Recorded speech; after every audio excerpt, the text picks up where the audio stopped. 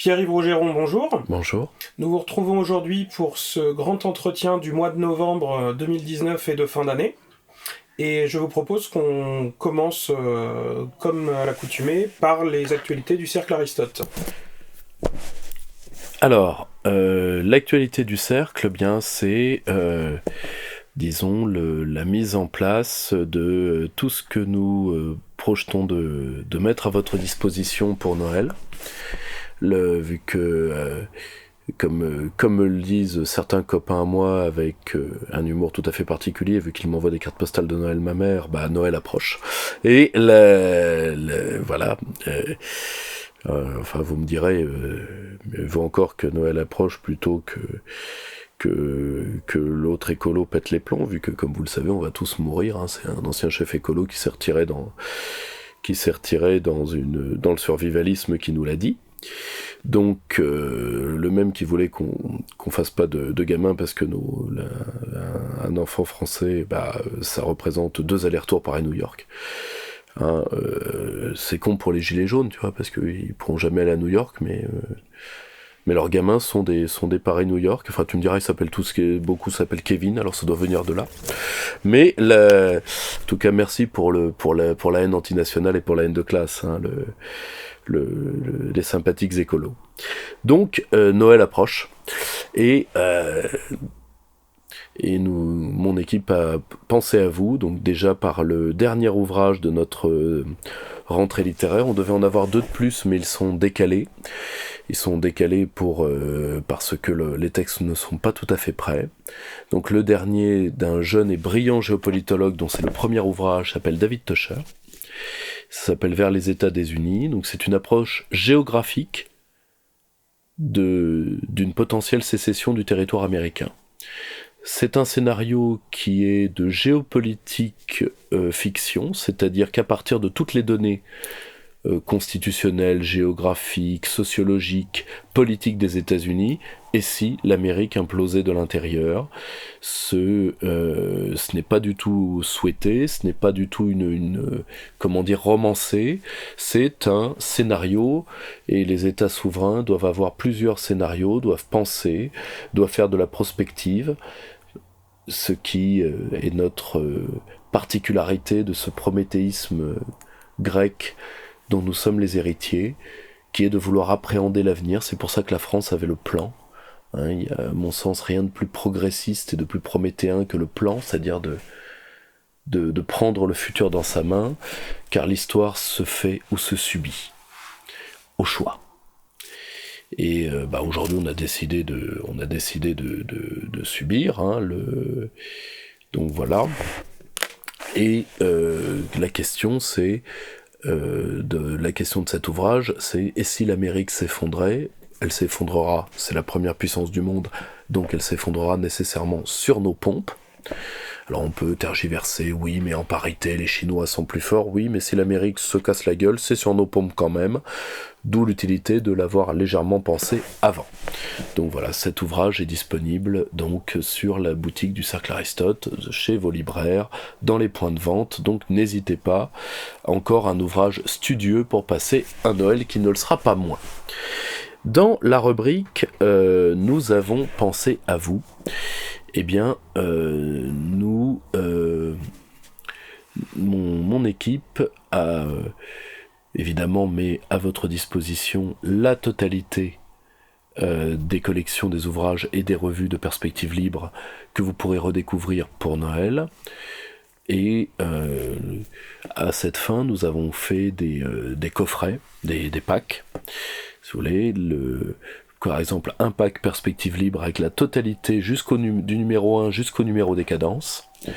Un pack abonnement où vous avez l'abonnement web offert avec l'abonnement papier.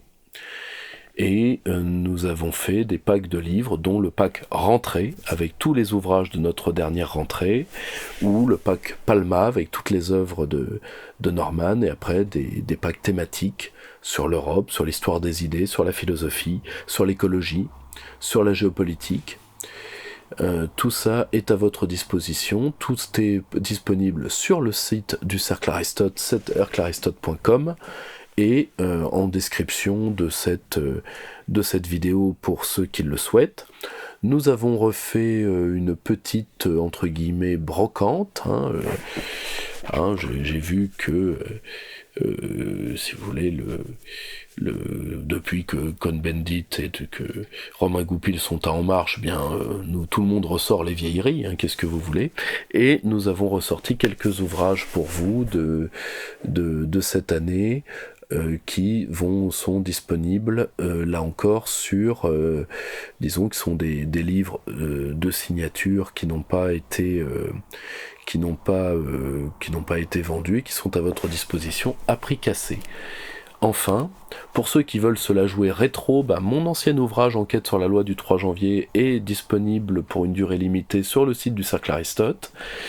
Et l'ouvrage de Clément Nguyen et celui du député, enfin l'ancien député Jean-Luc Schaffhauser, l'Europe de Bruxelles contre l'Europe de Strasbourg, je vous rassure, le bouquin vaut beaucoup mieux que son titre. Tout ceci est à votre disposition, ainsi que, je pense toujours le meilleur cadeau de Noël possible pour ceux qui voudraient découvrir et faire découvrir nos idées, qui est le Pourquoi combattre, disponible encore une fois sur cerclearistote@gmail.com. N'hésitez pas, pour ceux qui le veulent, à nous faire un don avant la fin de l'année. Ceux qui veulent faire un don défiscalisé, vous avez jusqu'au 31 décembre minuit. Donc contactez-nous, cerclearistote@gmail.com, pour pouvoir le faire, pour que nous puissions vous émettre les reçus fiscaux. Nous, ça nous aide. Vous avez vu les efforts que nous avons faits pour vous abreuver de vidéos mieux faites, techniquement mieux travaillées. Ça, c'est mon extraordinaire équipe technique qu'il faut remercier. Tout ceci ne va pas tout seul. Il faut du matériel, il faut des hommes d'exception. Et nous avons besoin d'être soutenus. Sinon on arrêtera. Qu'est-ce que vous voulez que je vous dise ? Voilà, donc vous avez tout le nécessaire, toutes nos coordonnées pour passer le meilleur Noël possible et le plus studieux possible. N'hésitez pas à commander très tôt pour avoir vos packs avant Noël. Toutes nos opérations dureront jusqu'au 31 janvier 2020. Voilà, merci. Très bien, on va ensuite passer à la partie actualité nationale, et on commence tout d'abord avec le voyage d'Emmanuel Macron en Chine, qui a amené dans ses bagages des entreprises allemandes. Donc on souhaiterait savoir ce que ça vous inspire. C'est Adolfo Ramirez, Gestapo française. Voilà, c'est-à-dire le gnome qui entend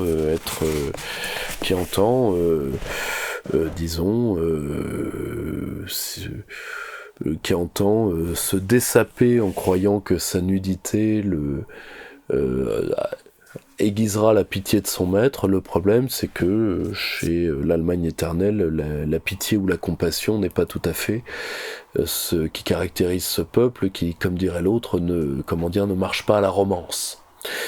Donc Emmanuel Macron, alors qu'Angela Merkel était allée, je crois, au mois de septembre en Chine avec des entreprises allemandes, et des entreprises françaises zéro, Emmanuel Macron veut faire croire qu'il y a encore, alors cette expression qui sent bon le psychologisme, ce qu'on appelait dans le temps le psycu de magazines féminins de salle d'attente chez le dentiste, le fameux couple franco-allemand, déjà une expression qui n'existe qu'en français, et qui cache mal la volonté des élites françaises de domination, de faciliter la domination allemande et d'être les plus serviles possibles. Ce n'est pas grave, ils ont eu au XXe siècle des devanciers qui ont plutôt mal fini. Ceux qui étaient un peu les ancêtres idéologiques de Monsieur Barnier. Beaucoup ont mal fini, en 1944, certains sont passés à la caisse, mais d'autres ont su, et ils sont la majorité, si on suit avec attention, ce qui est mon cas, les travaux d'Annie Lacroix-Rise, particulièrement son dernier livre sur la non-épuration, La plupart ont su aller ramper dès 1942 auprès de l'amiral Lehill, le représentant de Roosevelt, qui était d'ailleurs très anti-gaulliste comme toutes les proches de Roosevelt, et devenir pro-américain quand il a fallu. Emmanuel Macron ne se rend pas compte, il vient de commettre un double acte extrêmement grave. Premièrement, lui à qui Xi Jinping le premier secrétaire Xi Jinping avait déjà fait savoir que, comme une bonne partie des enfants des hiérarques du Parti communiste chinois, ses propres enfants apprenaient le français, ce qui est une vraie marque de respect à notre égard. Le président Macron n'a pas pu s'empêcher de cracher sur son pays parce qu'il n'est pas capable d'autre chose. Le problème, c'est que dans les pays non européens, c'est-à-dire dans les pays qui sont encore civilisés, où les hommes sont des hommes, et où l'anthropologie n'est pas devenue guimauve, d'où d'ailleurs dont l'exemple type est l'homme de demain, François Hollande, guimauve le conquérant, et eh bien, d'insulter son propre pays équivaut à insulter sa lignée, sa filiation, donc ses parents. Et pour parler de pays que je connais bien, c'est-à-dire ceux des pays d'Extrême-Orient, insulter son pays est quelque chose d'absolument innommable en Asie, et malheureusement c'est un trait que tous les Français ont, et c'est l'un des principaux traits qui fait que nos expats ne sont pas aimés. Le Français a énormément de qualités à l'extérieur, mis à part ça, cette haine innommable de son pays qui fait qu'il a cette réputation d'être très mal élevé. Alors que, par exemple, c'est pas le touriste allemand qui tripote des petites filles en Thaïlande. Il est quand même plus éduqué que ça. Enfin, faut dire moins, c'est compliqué. Paye ton bavarois, mais cette haine de soi, cette francophobie, cette volonté d'annihilation de soi sur l'autel du néant, parce que l'identité européenne, c'est, je l'ai toujours dit, c'est soit les droits de l'homme qui n'existent pas, soit le racialisme pur, mais entre les deux, c'est du flanc. C'est-à-dire, soit vous êtes Macron, soit, à la rigueur, vous êtes démocratie participative. Mais le mot européen n'a d'importance que pour ces deux franges-là de l'hémisphère politique, qui ne sont quand même pas les deux branches majoritaires. Donc après on peut gloser sur des tentations identitaires qui pour la plupart n'existent pas, et qui d'ailleurs sont, totalement,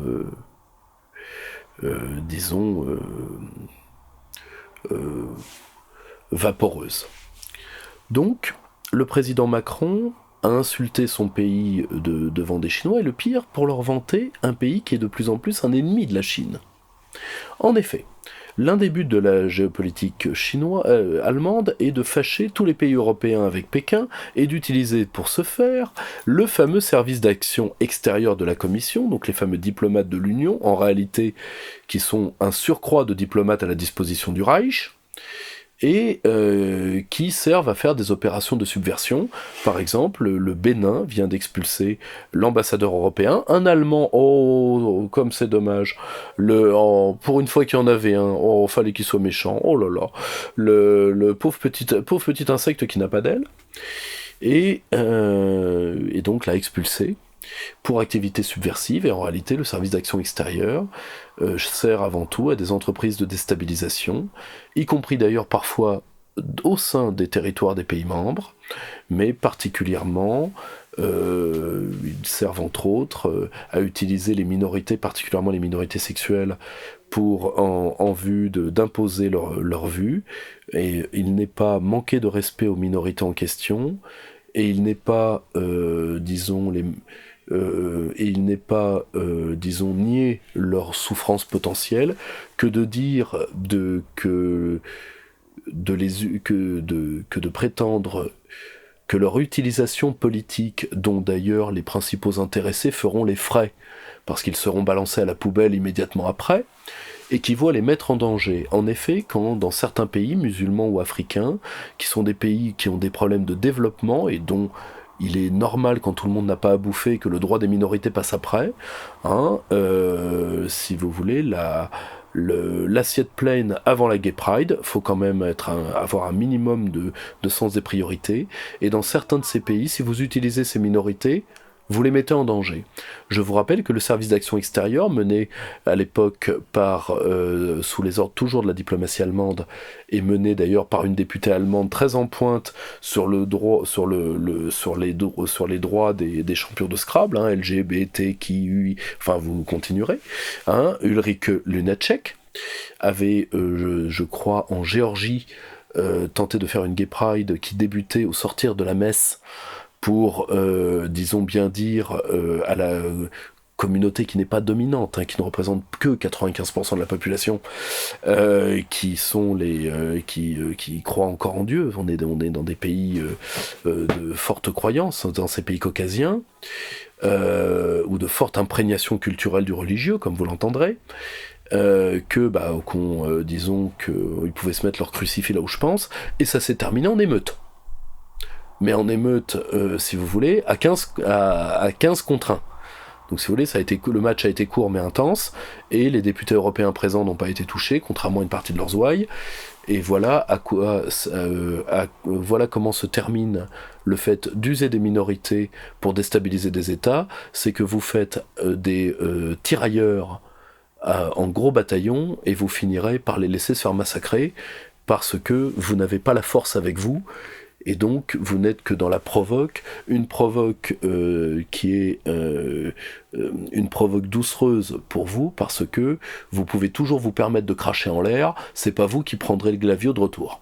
Donc, et ce service d'action extérieure est utilisé par Berlin pour s'attaquer à la Chine. Pourquoi ? Parce que la Chine est en train d'investir massivement en Europe de l'Est,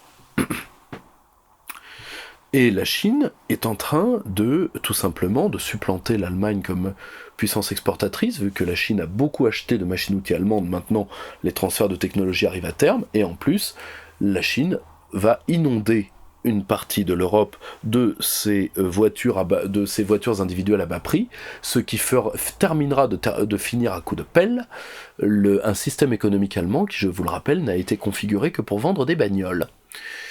À titre personnel, je le dis sincèrement, je préfère... Moi j'ai toujours dit qu'une Toyota faite à Valenciennes valait mieux qu'une Peugeot faite à Rabat. Là encore, que les Marocains achètent une Peugeot faite à Rabat, très bien. Parce qu'il est normal que les Marocains payent pour le fruit de leur labeur et qu'ils aient l'emploi en conséquence. Mais ce qui vaut pour nos amis marocains, vaut pour les Français. Vous comprenez ? Moi je suis pour les circuits courts et pour l'emploi local. Donc je préfère une Toyota faite à Valenciennes, et je préférerais encore plus une voiture chinoise faite, je ne sais pas, à Bondy, ou à Saint-Étienne, que sais-je, ou à Mulhouse, plutôt que une voiture allemande faite dans la banlieue de Prague, parce que d'ailleurs même pas dans la banlieue de Prague, plutôt dans la banlieue de Budapest, plutôt, ou en tout cas, ou faite en Pologne. N'oubliez pas qu'une voiture, par exemple, comme la Porsche Cayenne, que vous pensez être une voiture allemande, est assemblée en Allemagne, mais est faite à 70% dans l'Hinterland allemand. Et donc, que Berlin utilise les minorités, ça date d'il y a déjà un sacré bout de temps, vu qu'ils utilisaient déjà le Dalai Lama. Ils utilisaient également les associations de protection de la nature et des animaux contre, par exemple, les festivals chinois de viande de chien. Et n'oubliez pas que la délégation conjointe UE-Chine ne se réunit quasiment plus à cause des pressions des diplomates allemands. Et comme nos amis chinois sont virils, ils ne vont pas laisser, si vous voulez, les Allemands qui n'ont absolument aucune raison, qui n'ont absolument aucune leçon historique à donner à la Chine, leur manquer de respect, particulièrement quand on parle de droits des minorités, parce que dois-je rappeler comment le pangermanisme traite les minorités ? Allez demander à ceux qui sont sortis du ghetto de Varsovie, ils ont des souvenirs et d'amour et à vous raconter.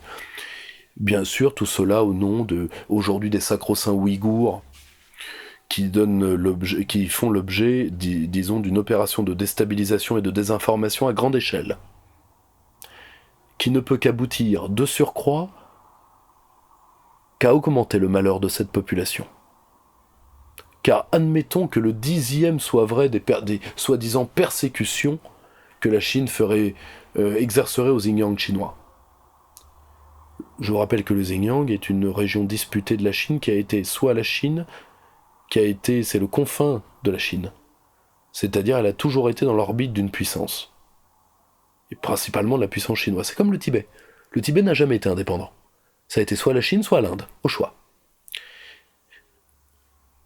Et de faire croire à ces peuples que vous allez les protéger de persécutions que d'ailleurs vous amplifiez, alors que des persécutions au sein de l'Union Européenne, je peux vous en montrer, les demander aux Russes des États baltes. Ils ont bien des choses à vous dire. Ouais, mais bon, c'est des Ruskov, hein, donc on peut leur faire à peu près ce qu'on veut, hein, c'est que des Slaves. Après tout, regardez, on en a buté 30 000 en Ukraine. Enfin, ils étaient pas russes, mais ils étaient pro-russes, c'est pareil au même. On en a buté 30 000 en Ukraine, au nom de la paix, de la démocratie, de la gay pride et tout ça. Ça a pas fait pleurer Marilou. Donc voilà, pourquoi pas. Et Emmanuel Macron se prête à ce jeu ignoble qui a très mal passé auprès de nos amis chinois, qui eux, au contraire, aimeraient beaucoup avoir des liens avec la France, et il est de l'intérêt de la France, qui a en plus une très belle école de sinologie, de François Julien au général de la Maisonneuve,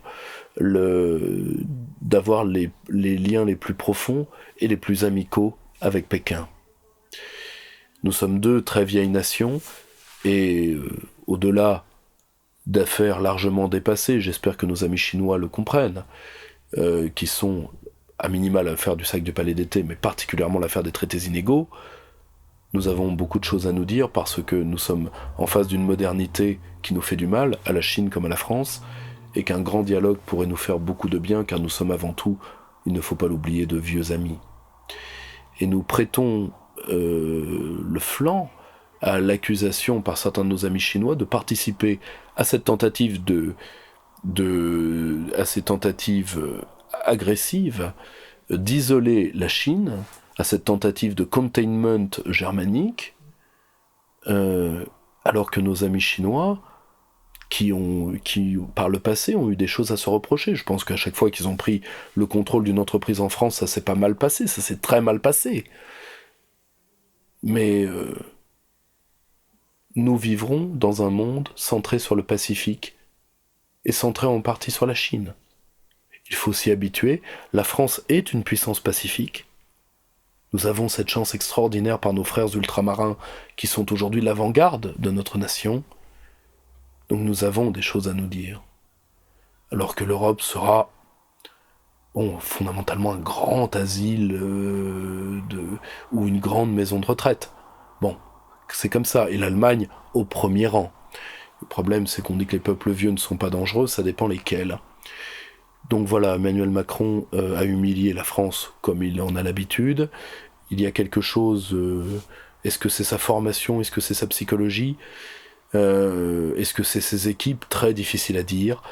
Mais pour qu'Emmanuel Macron soit chef d'État, il aurait encore fallu qu'il fût un chef et qu'il y reste un État.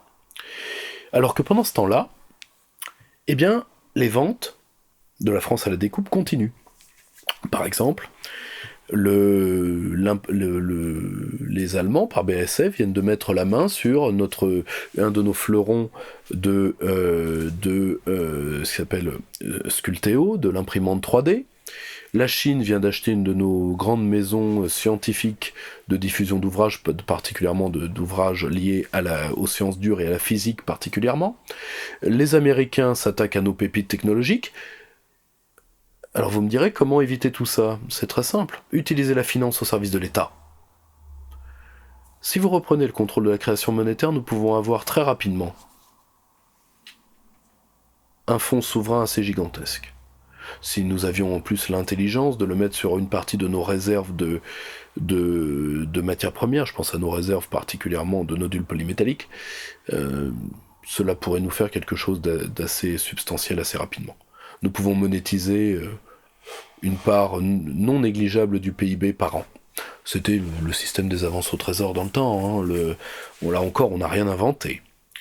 Mais voilà, pour que l'État ait des bras financiers, et ensuite, par contre, nous sommes d'accord que ces entreprises protégées doivent être dans les mains de capitaines d'industrie et pas d'énarques. À titre personnel, la haine anti-énarque m'est étrangère. Il y a des gens très bien comme partout. Le problème, c'est que quand on est administrateur, on administre. Administrer n'est pas gouverner. Et à force de faire croire à l'énarchie qu'elle était tout, eh bien malheureusement, elle a perdu son corps de métier. C'est pour ça d'ailleurs qu'elle a gangréné et conquis nos entreprises privées pour les foutre en l'air. Donc, si vous ne me croyez pas, voyez des entreprises comme Areva, ce qu'il en reste. Voyez le nombre de hauts fonctionnaires qui ont foutu en l'air des boîtes rentables. Parce que ce n'est pas le même métier, tout simplement. Résultat, on a dans les ARS, pour parler de la santé, les énarques donnent des ordres aux médecins. Au ministère des Armées, ils apprennent aux généraux à faire la guerre. À un moment, il faut que chacun se recentre sur son corps de métier. Parce que sinon, on finit par créer des patchworks idéologiques. Des gens comme le préfet l'allemand, vous savez, cet homme qui est porté par ses vêtements. Et si vous voulez, c'est une sorte de gigantesque casquette, mais il n'y a pas de tronche à mettre dessous. C'est effrayant. Bon, quand on s'appelle l'allemand, il faut déjà éviter. Alors, il a dit qu'il n'était pas dans le camp du peuple, qu'il fasse attention quand même avec l'allitération patronymique à utiliser des termes comme le camp, bien piètre choix de mots. Surtout pour un ancien chevènementiste un peu gauchiste qui faisait des stages au Nicaragua, ce qui à l'époque était très populiste. Mais je crois que le personnage a, comme qui dirait l'autre, retourné sa veste, ce qui veut dire qu'il arrive à la bouger avec son petit corps, ce qui est déjà pas mal. Et je rappelle qu'être préfet, c'est un grade militaire. Et que quand en cas de mise en danger de la sûreté du territoire, le préfet a des prérogatives militaires qui lui tombent immédiatement dessus. Donc il faut éviter de nager dans son uniforme à ce moment-là.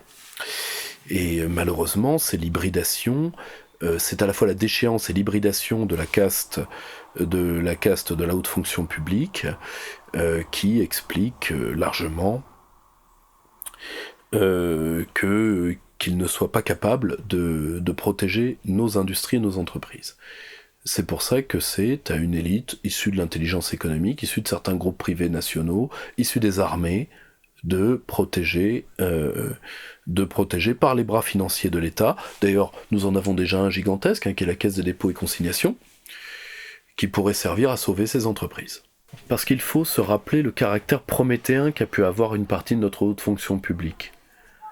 Les blocs Lenné, les boiteux, tous ces hommes qui ont fait les télécoms, qui ont relevé la France et qui nous ont recréé un outil industriel. Ce savoir-faire-là, c'est perdu, mais d'autres Français peuvent l'avoir. La seule chose, c'est que chacun reste dans son rang. Pour ça, il faut peut-être des mesures assez radicales, du genre vous entrez en politique, vous quittez la haute fonction publique. C'est-à-dire que vous êtes administrateur, vous l'êtes à vie. Si vous êtes administrateur juste pour faire de la politique, vous dégagez. À un moment, on peut pas être carpe lapin, on peut pas... Parce que à la fin, vous colonisez tout. Pourquoi ? Parce que vous gagnez au grattage et au tirage. Vous entrez dans un groupe privé, on vous trouve pas bon, on finit par vous virer. Qu'est-ce que vous faites ? Vous rentrez dans l'administration, et puis après vous allez avoir un mandat local, vous allez être mis en disponibilité, puis vous allez revenir. Et le pire, c'est que pendant ce temps-là, votre salaire augmente parce que vous gardez vos droits d'ancienneté. À un moment, le résultat, ça fait des assemblées de hauts fonctionnaires qui perdent tout contact avec la population, qui perdent tout contact avec la réalité, qui même sont haïs du moyen et du petit fonctionnariat parce qu'il y a des écarts de salaire dans la fonction publique de 1 à 25, vu que la base de l'emploi public, les concours de catégorie C, on est aux alentours du SMIC, et en IGF, en inspection générale des finances, on peut monter facilement jusqu'à 20 000, 24 000, 25 000 euros par mois. Je ne dis pas ça pour faire du ressentiment, je dis juste que rien ne justifie des écarts au sein de la même de la même fonction publique, rien ne justifie ça. Et en plus, ça a apporté une détestation de toute une part de la population française de l'État, alors que l'État est l'ami du peuple en France. Quand les hauts fonctionnaires ne font pas comme les politiques, c'est-à-dire qu'ils ne se prostituent pas pour pouvoir être du côté du manche et de la puissance dominante, un peu comme le préfet l'allemand, auquel il faudra joindre d'ailleurs un commandant tour. Donc comme ça, ça ferait raccord, sortez vos imperméables et vos chapeaux et vos Borsalino 1930. Donc bon. Voilà où nous en sommes grâce à Emmanuel Macron, merci bien. Voilà,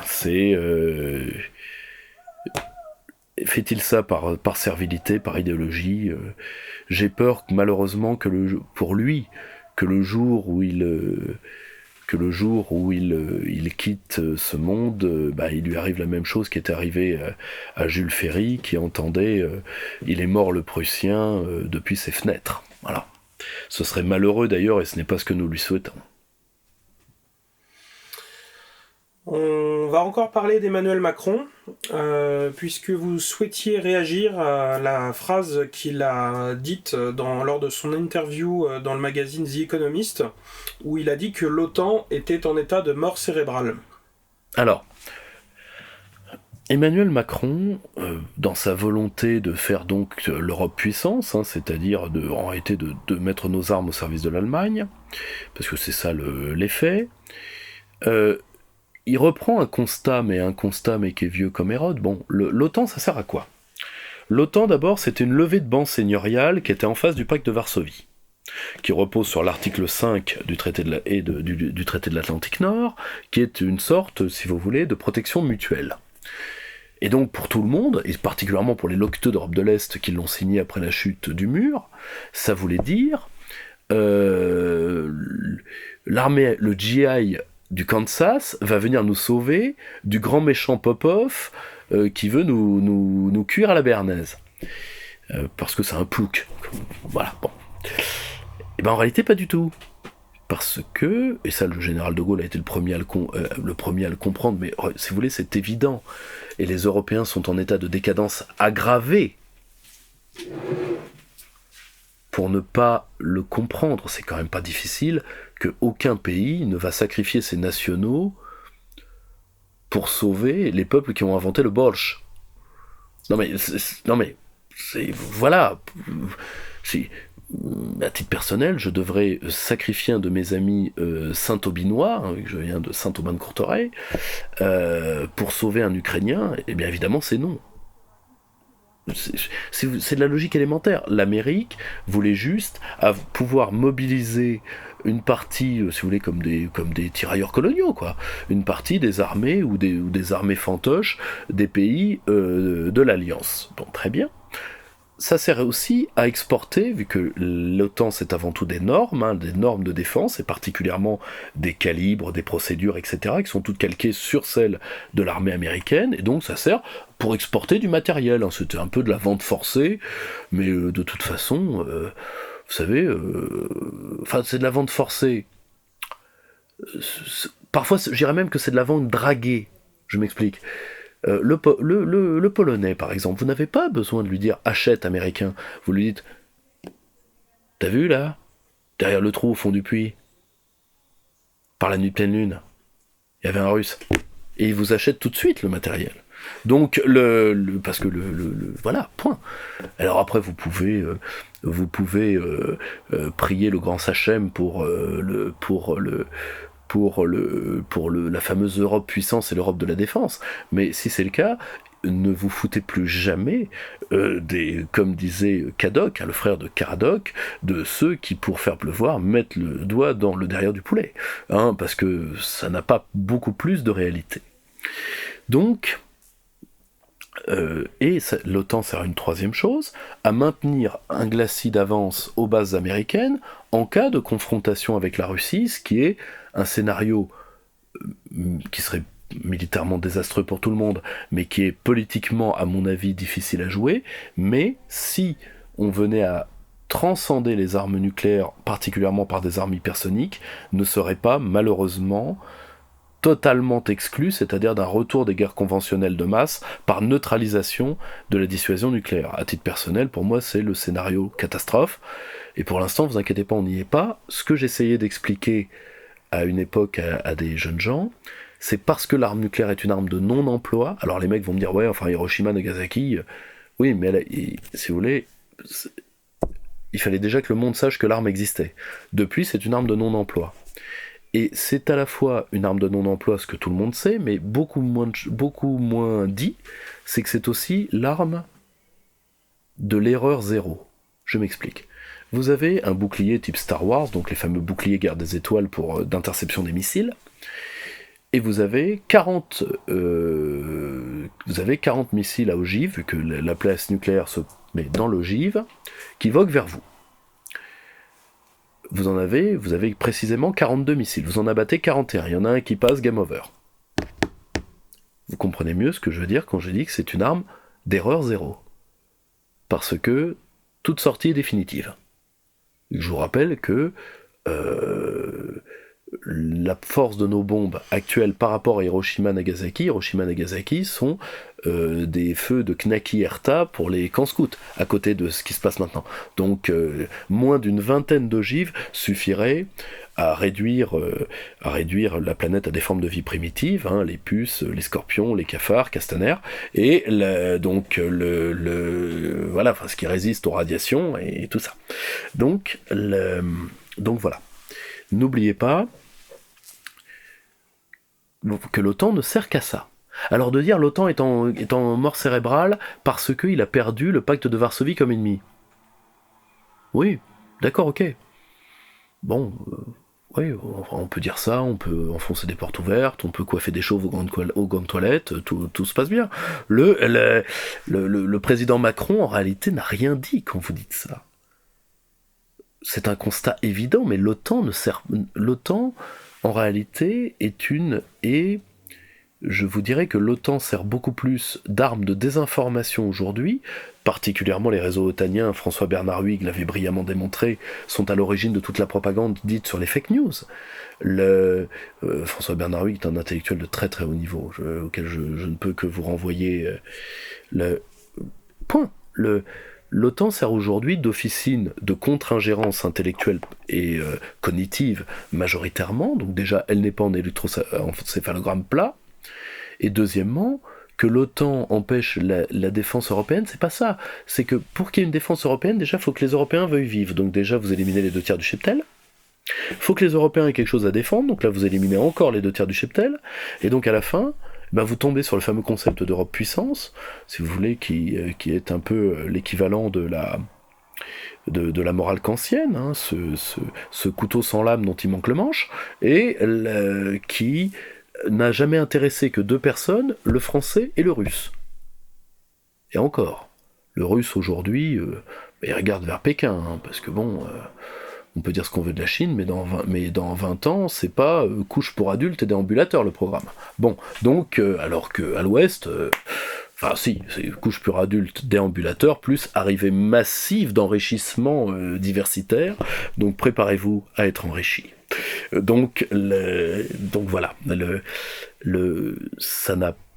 Emmanuel Macron ne nous fait que du ressucé, alors que, aujourd'hui, il faut être très clair que l'OTAN a aussi servi à nos armées à se réarmer un petit peu. Pourquoi ? Parce que le gros souci de la France, c'est qu'elle a une armée sous-dimensionnée.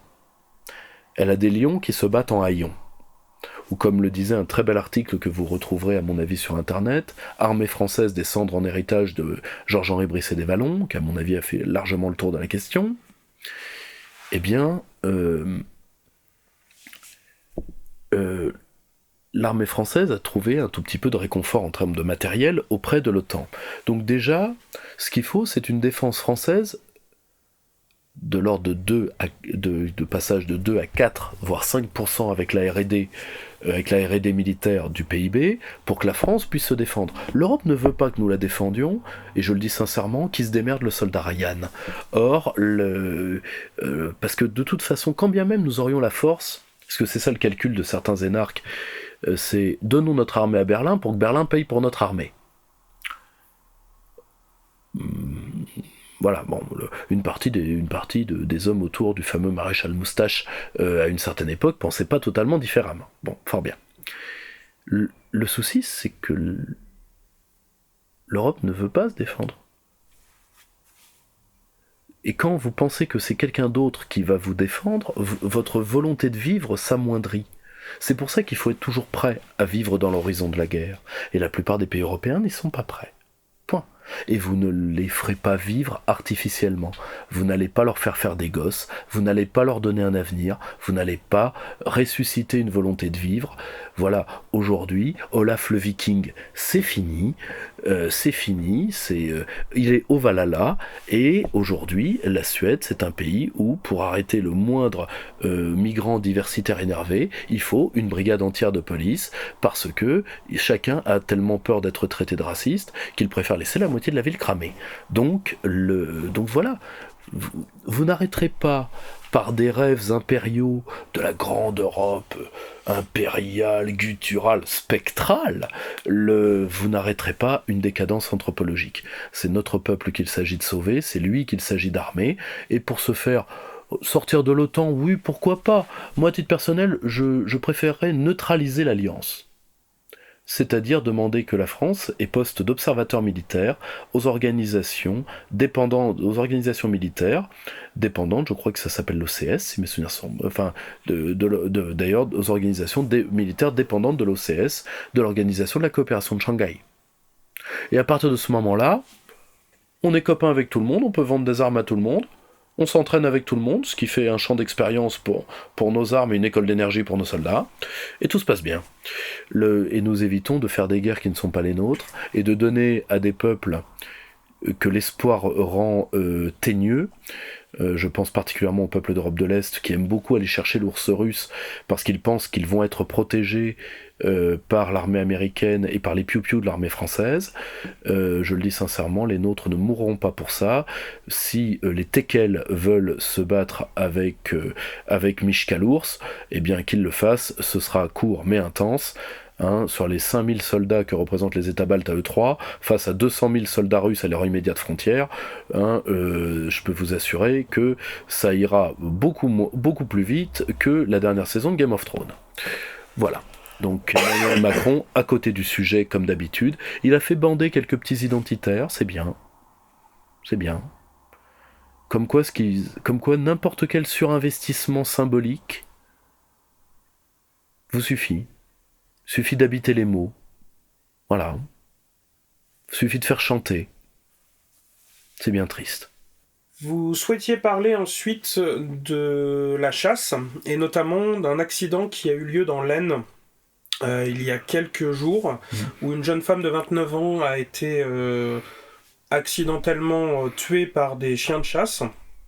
Alors, elle a été tuée par des chiens, là les expertises sont en cours. Le problème, c'est qu'il y avait des meutes de chasse à courre à côté, et qu'elle a signalé qu'elle était attaquée par une meute de chiens. Donc il n'y a quand même pas 40 meutes de chiens je n'accuse personne. Je dis que Emmanuel Macron a donné tout pouvoir au lobby des chasseurs, ce qu'on appelait le fameux pacte de Chambord d'ailleurs, et que des lobbyistes, je pense à... je me rappelle plus son nom, Thierry, je ne sais plus quoi, qui est le grand représentant du lobby des chasseurs, et il a dit qu'il avait Macron dans la poche à différentes reprises. À titre personnel, je trouve ça très tendancieux pour notre démocratie. En effet, à titre personnel, je l'ai toujours revendiqué, je suis un partisan de l'accès maximum pour les Français aux armes. Et je suis pour la démocratisation de la culture de l'arme. Et c'est pour ça d'ailleurs que je suis pour qu'on distingue les chasseurs des porteurs d'armes. Parce qu'à mon avis, énormément de gens, particulièrement dans ma génération, passent le permis de chasse uniquement pour avoir accès à une arme. Et moi je suis pour un accès, et comme je suis pour la préférence nationale en plus, vous imaginez que je ne suis pas pour le port d'armes pour tous. Voilà. Je le dis sincèrement, la chasse est un droit révolutionnaire, le peuple l'a attendu très longtemps, donc il n'est pas question de le lui enlever. Néanmoins, je le dis sincèrement, je suis à titre personnel partisan de l'interdiction des chasses barbares, la chasse à la glu, par exemple pour les oiseaux. Je trouve, alors là, on est pour moi le comble absolu de l'horreur. La chasse à courre qui est de tuer un animal noble en l'épuisant, en le faisant épuiser par des chiens, de mettre les chiens en danger, de s'attaquer aux populations, parce qu'il faut voir ce que c'est une meute un équipage de chasse à courre comme nuisance pour les gens qui vivent à côté. Hein. Ça, je suis pour qu'on interdise ça purement et simplement parce que c'est une chasse barbare. Moi j'aime bien je n'ai de considération pour la chasse que quand il y a une difficulté dedans. Donc pour moi, quand vous prenez des armes comme aujourd'hui certains plombs pour tuer les fauves et que vous tirez sur un lièvre, excusez-moi, ça, si vous voulez, ça sent plutôt le déficit de virilité qu'autre chose, et je crains qu'il faille par exemple réglementer les conditions de la chasse. Il est anormal qu'il n'y ait pas de délit de chasser ivre en France, parce qu'il y a beaucoup trop d'accidents de chasse, beaucoup trop de chiens sont tués, beaucoup trop de riverains sont tués, d'enfants sont blessés, donc si vous voulez, ils ont réussi à tuer sur la... Alors certes, ce sont des accidents, mais ça fait des chiffres, je crois qu'on est dans les 230 morts quand même, quelque chose comme ça, sur 5 ans, donc ça veut dire quand même une quarantaine de morts par an, au moins, une cinquantaine. Donc à un moment, les chiffres sont à vérifier, mais c'est déjà beaucoup trop grand pour le nombre de chasseurs présents. Donc voilà. Et à titre personnel, par exemple le braconnage, moi je suis pour les sanctions collectives, c'est-à-dire l'association des chasseurs du coin se prend 100 000 euros à chaque fois qu'un fait est constaté. Je peux vous assurer que ça va en... Là encore, moi je ne veux pas revenir sur les droits de chasse, je veux responsabiliser des gens qui disent avoir un rôle auprès de la nature de régulation, que devraient avoir des prédateurs qui ne sont pas assez, pour la plupart, réintroduits, mais quand bien même il y ait un rôle des chasseurs contre les espèces invasives, ce que je veux bien comprendre, et ce que je veux bien entendre, eh bien, quand on a une arme, on a une responsabilité. Voilà.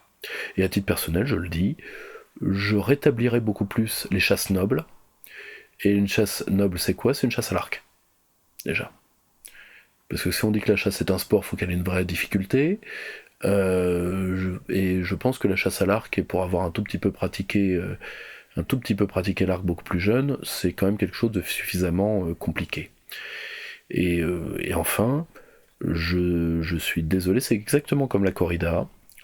Personne n'a à interdire à des populations de le faire, mais personne n'a à faire subventionner par la puissance publique quelque chose où, nous le savons, s'il y avait un référendum tant sur la chasse que sur la corrida, elle serait interdite par voie majoritaire.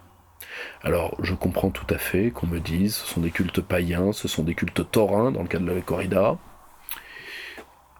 C'est vrai, mais premièrement, c'est un culte barbare parce que le taureau ne s'en sort jamais, alors que dans les règles théoriques de la corrida, si le taureau s'il a été valeureux, devrait être gracié, il l'est très rarement, voire jamais, et bien là, c'est la même chose. Le degré de, d'humanité avec lequel nous traitons la question animale nous juge. Et comme disait Hemingway, la seule chasse qui compte, c'est la chasse à l'homme. Et parce que l'homme peut se défendre. Et à titre personnel, j'ai plus de respect pour ça, je le dis sincèrement, que pour le fait de mitrailler des cerfs avec des armes qui, vu les plombs qu'elles utilisent, sont quasiment des armes de guerre. Donc voilà, je trouve que le président Macron, qui pense que la France est une collection de lobbies, de minorités de guichets pleurnichards, nous mène droit à la guerre civile, si ça continue. Alors on va parler de la percée de Monsieur François Baroin. Alors pour paraphraser, pour rendre un hommage au roi Lot, dans Camelot toujours, et à la sagesse antique, hein, vous vous rappelez certainement de cette maxime qui, contrairement à une légende répandue, n'est pas de Marc Aurèle, mais est une vieille sagesse antique qui se part dans le fond des âges. Esta nihilus esta Barwinis, là où il n'y a rien, il y a Barouin, et donc voilà, Barouin est là, sur le champ de ruines des LR, donc après, c'est un peu les Avengers de la droite, hein, donc Barouin, The Gourde, donc Valérie Pécresse, le râtelier, alias Xavier Bertrand, et Tekel, Bruno Retailleau. Donc voilà, là je pense que ça va durer quand même un peu moins longtemps que Endgame. Hein. Tout simplement, la droite bourgeoise essaye de se chercher un micro-champion. Alors on est allé chercher Barouin, qui est un vieux cheval, hein. Chirac voulait déjà le lancer. Tout simplement parce que cette droite se pose une question existentielle, c'est-à-dire pourquoi n'arrivons-nous pas, pourquoi devrions-nous rester en dehors d'En Marche ? C'est d'ailleurs la seule question qui se pose, vu que ils savent que leur électorat lui est déjà parti. Le petit peuple du RPR, lui, plutôt est en train de plonger dans l'abstention parce qu'il ne se résout pas, disons, à l'impréparation du Front National, enfin du Rassemblement, du machin. Et voilà, donc ce petit peuple de droite que vous avez vu d'ailleurs au calage de l'opération Gilets jaunes vers février-mars dernier, eh bien ce peuple-là n'ira pas voter et ne votera pas pour Monsieur Barouin, qui, quand on dit Emmanuel Macron a peur de Monsieur Barouin, non. Monsieur Barouin est un homme qui disparaît dans sa propre ombre. Donc, alors c'est impressionnant à voir, mais bon, ça va, c'est pas Doctor Strange non plus. Et donc voilà, non, personne n'a peur de Monsieur Barouin. Disons que François Mitterrand était une force qui va. Monsieur Barouin a à peine la conscience d'exister, donc de là à lui prêter un pouvoir destructeur quelconque ou créateur quelconque, non. Monsieur Barouin, Monsieur Barouin sera peut-être un grand candidat de second tour, mais comme il passera pas le premier, ça ne pose pas la question. Non, Emmanuel Macron essaye de faire vivre une opposition Potemkin parce qu'il a peur que le système le remplace de l'intérieur. C'est d'ailleurs la seule crainte qu'Emmanuel Macron a à avoir à l'instant T pour 2022. Donc il essaye d'agiter les fantômes des Républicains, et également pour un petit objectif secondaire qui est d'éviter la tentation du retour d'un certain nain magyar, dont je vous rappelle le principal associé a déjà été condamné dans l'affaire Balkany. Ce qui est drôle, ça n'a pas éveillé beaucoup les gazettes. Voilà le peu qu'il y avait à dire sur Monsieur Barouin. Vous souhaitiez également revenir sur les propos qu'a tenus Gaspard Proust quand on lui a demandé pourquoi il ne souhaitait pas être nationalisé français, puisqu'il faut savoir qu'il est je crois qu'il est slovène et suisse. Slovène et suisse. Donc il a dit pourquoi vouloir s'assimiler un peuple qui se déteste tellement. Alors au passage, moi il a fait d'ailleurs une très belle déclaration assez littéraire. Je le dis, il vaut beaucoup plus que ce que je pensais de lui. J'ai été très touché moi par une intelligence que je ne croyais pas qu'il pouvait se permettre. J'espère qu'on ne la lui fera pas payer. Mais c'est vrai que l'un des grands, si vous voulez, ce qui empêche beaucoup d'étrangers de s'assimiler, c'est le fait que le pire ennemi du français, c'est le français lui-même. Nous avons une grande thérapie collective à faire d'amour de nous-mêmes. Et surtout d'arrêter d'écouter ce que les autres pensent de nous. Moi, je ne connais pas de peuple plus malheureux quand on les aime pas que les Français. Et alors que 90% des peuples qui nous critiquent ne méritent pas ni notre considération ni notre affection. Voilà. Mais en tout cas... pour un humoriste qui, je crois, est un humoriste Canal+, si mes souvenirs sont bons, c'est à vérifier, il est très au-dessus de ce que j'attendais, qu'il fasse attention, parce que quand on est humoriste français, faut se méfier quand même. Le tour de manivelle vient vite. Vous souhaitiez revenir également sur le duel entre Valeurs Actuelles et le quotidien de Yann Barthès. Alors, Geoffroy Lejeune, le brillant patron de Valeurs Actuelles, a voulu démasquer Monsieur Barthès, qui est un commissaire aux idées propres, disons qu'il est la veste du politiquement correct doublée à l'intérieur. Bon, fort bien. Et M. Barthès n'aime pas qu'on le critique, hein, c'est un partisan, disons, du vannage à sens unique, et il a donc publié le numéro de Valeurs Actuelles en accès libre par ses réseaux sociaux et ceux de son émission, ce qui est une atteinte lourde au droit de propriété au travail de VA, qui illustre quand même le pourrissement du débat public français. Et je mettrai cette affaire au même rang que les attaques qu'ont ignoblement subi nos amis de la cocarde, qui ont été attaqués par des groupes d'extrême gauche, dont d'ailleurs un gamin a pris quand même de l'acide dans l'œil, de l'ammoniaque. Nous en sommes revenus là.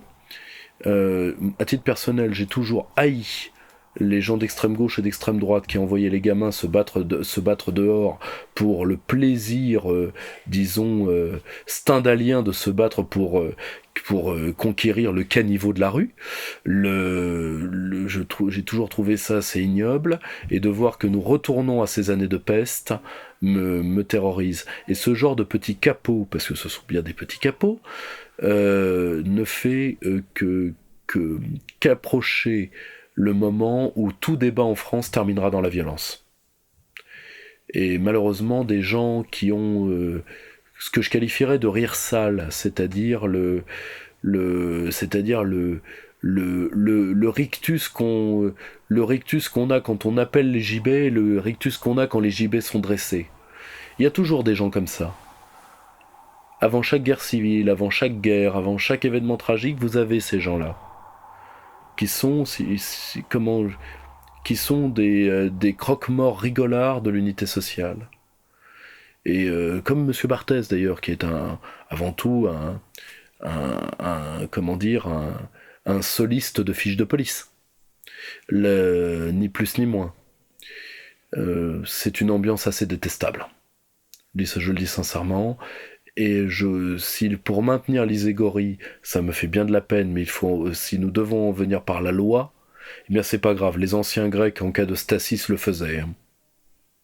Donc il va falloir penser à recréer les conditions d'un débat public, c'est-à-dire d'un premier amendement à la française, pour que tout le monde ait le droit de l'ouvrir dans les limites de l'injure personnelle, pour que tout le monde puisse incommoder tout le monde avec certains...